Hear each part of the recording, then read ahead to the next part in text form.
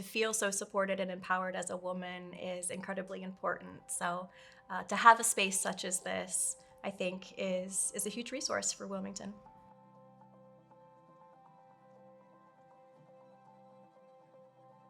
So I came across the concept of pelvic floor therapy a few years ago. I was actually taking an international women's studies course. So it was on my radar, but it wasn't something that I felt I had access to, or at least was easily accessible. At the time, I was scheduled for a complete hysterectomy and I was undergoing some pretty severe medical issues week to week, and I didn't feel like it was something I had the emotional capacity to try. But post-surgery, I found myself incredibly desperate for some more help, and at that point, reached out and made the decision to give it a try, and very, very quickly realized that it was well worth taking the leap. During my pregnancy, I met Dr. Amy at a networking event and was able to learn a lot more about the opportunities that were there.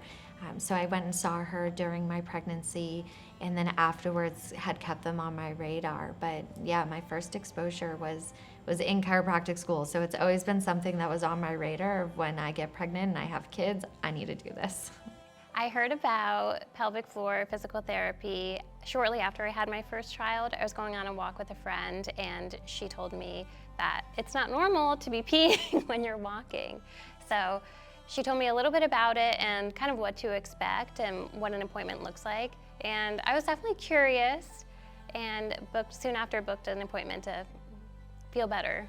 I was feeling good and I went to a wedding. I was wearing a little bit of a fitted dress because I was starting to feel confident in the changes I made.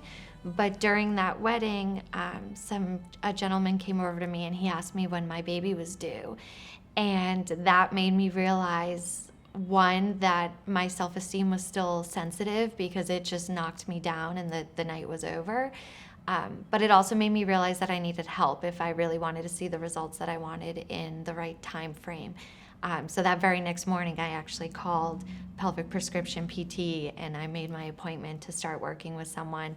And I told them on that first day what had happened. I was like, I don't want to look pregnant anymore. I'm ready. I want things to be binded so I can move into that next step of confidence and feeling good.